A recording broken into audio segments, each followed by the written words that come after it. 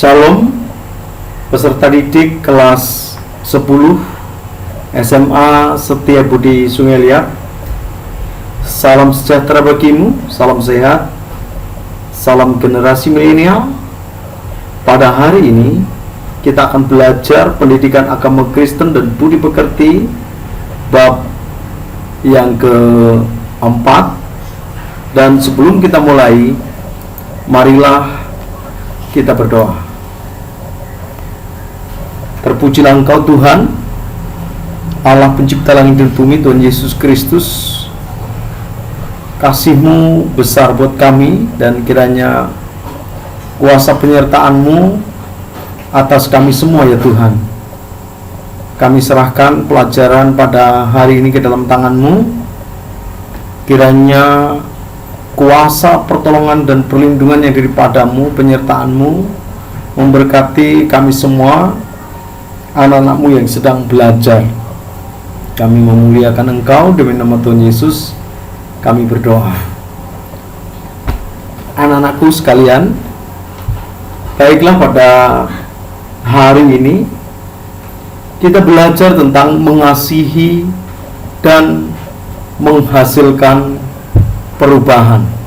Di bab 4 ini berbicara tentang mengasihi dan menghasilkan perubahan.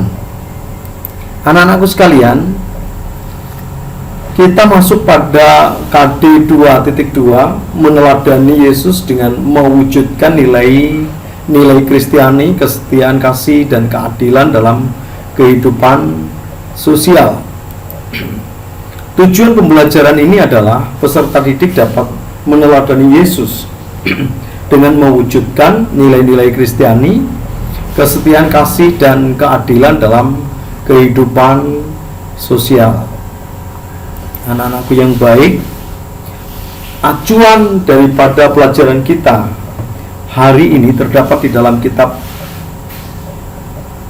Lukas pasal 15 ayat 21 sampai 24. Injil Lukas pasal 15 ayat 21 sampai ayat yang ke-24. Ayat 21, demikian bunyi firman Tuhan.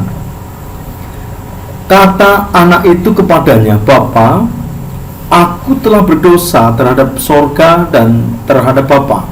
Aku tidak layak lagi disebutkan anak Bapa." Lalu ayat 22, tetapi ayah itu berkata kepada hamba-hambanya, "Lekaslah, bawa kemari jubah yang terbaik, pakaikanlah itu kepadanya, dan kenakanlah cincin pada jarinya dan sepatu pada kakinya."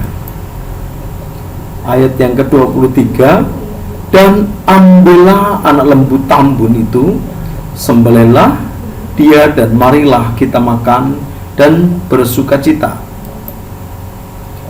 Ayat yang ke-24, sebab anakku ini telah mati dan menjadi hidup kembali, ia telah hilang dan didapati kembali, maka mulailah mereka bersukacita.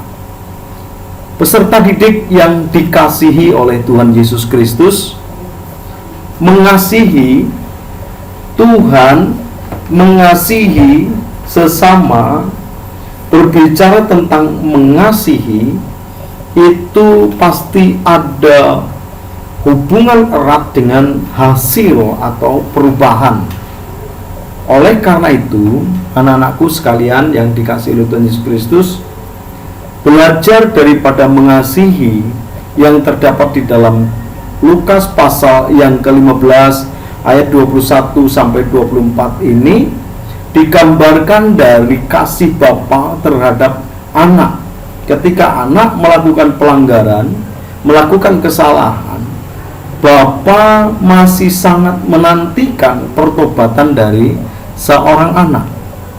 Anak-anakku sekalian yang diberkati oleh Tuhan Yesus Kristus, kita memiliki pelajaran panduan yang sangat luar biasa di sini, bahwa ayat tentang mengasihi memiliki kekuatan yang luar biasa. Ya, mengasihi memiliki kekuatan yang luar biasa. Ini contoh daripada kasih Bapa terhadap anak. Seperti apa kasihnya?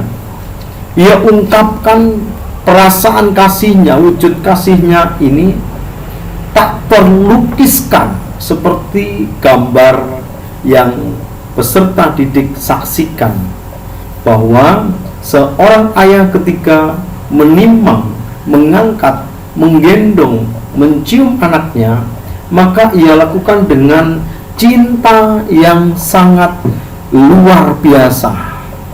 Karena cinta ini memiliki kekuatan yang luar biasa yang membuat ketika anaknya melakukan kesalahan, bagi seorang ayah itu bukanlah sebuah pelanggaran hebat yang tidak ada pengampunan di sana, tetapi bagi seorang ayah selalu ada pengampunan. Mengapa ada pengampunan?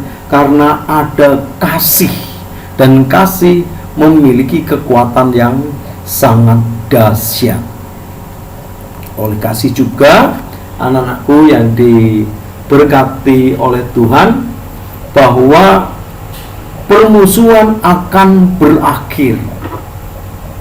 Perbedaan terjadi, beda pendapat terjadi di mana-mana, beda suku, beda pandang, beda doktrin bisa terjadi, tetapi peserta didik yang dikasihi oleh Tuhan Yesus Kristus, apabila semua didasari dengan kasih, maka yang terjadi adalah kasih akan memperdamaikan semuanya. Di sini, anak-anakku yang dikasihi oleh Tuhan Yesus Kristus, Dr. Martin Luther King Jr. adalah seorang pendeta gereja baptis yang berkulit hitam dari Amerika Serikat. Ia berkata, kegelapan tidak dapat mengusir kegelapan. Jadi Dr. Martin Luther King Jr. berkata bahwa kegelapan tidak dapat mengusir kegelapan.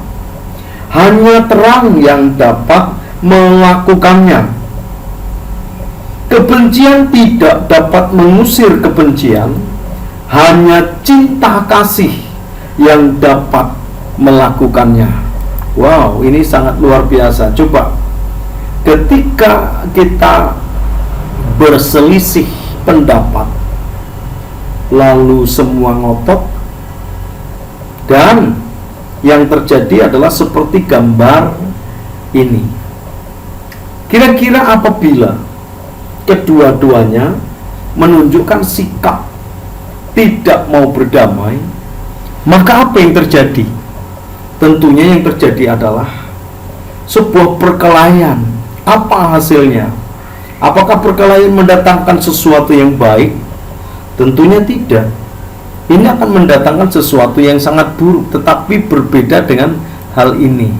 Ya, ini berbeda dengan hal ini.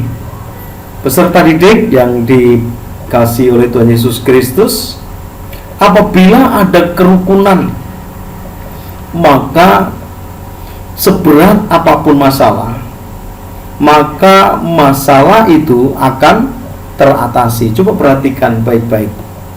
Siapa yang mau diinjak? Tentunya tidak ada yang mau diinjak. Kalau bisa kita yang menginjak. Tetapi untuk mencapai sebuah keberhasilan, harus ada yang rela berkorban demi sebuah keberhasilan. Jangan kita berpendapat dengan pandangan kita sendiri, menganggap bahwa semua harus mengikuti apa yang kita mau. Tetapi peserta didik yang diberkati Tuhan, untuk mencapai sebuah tujuan, maka harus mau atau tidak mau, kita harus rela berkorban demi tujuan itu. Bagaimana kita bisa berkorban? Tentunya harus dengan hidup berdamai. Ya, hidup berdamai mendatangkan sesuatu berkat yang luar biasa. Anak-anakku sekalian yang diberkati oleh Tuhan Yesus Kristus, sekarang saatnya untuk mengerjakan tugas. Tuliskan pengalaman cinta kasihmu yang mengubah hidupmu. Tuliskan pengalaman cinta kasihmu yang mengubah hidupmu.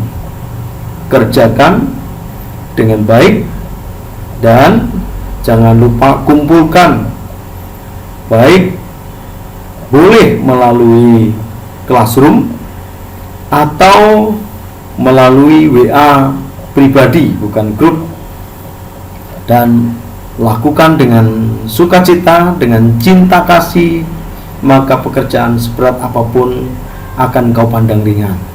Baik anak-anakku sekalian, sebelum kita akhiri, kita akan berdoa terlebih dahulu.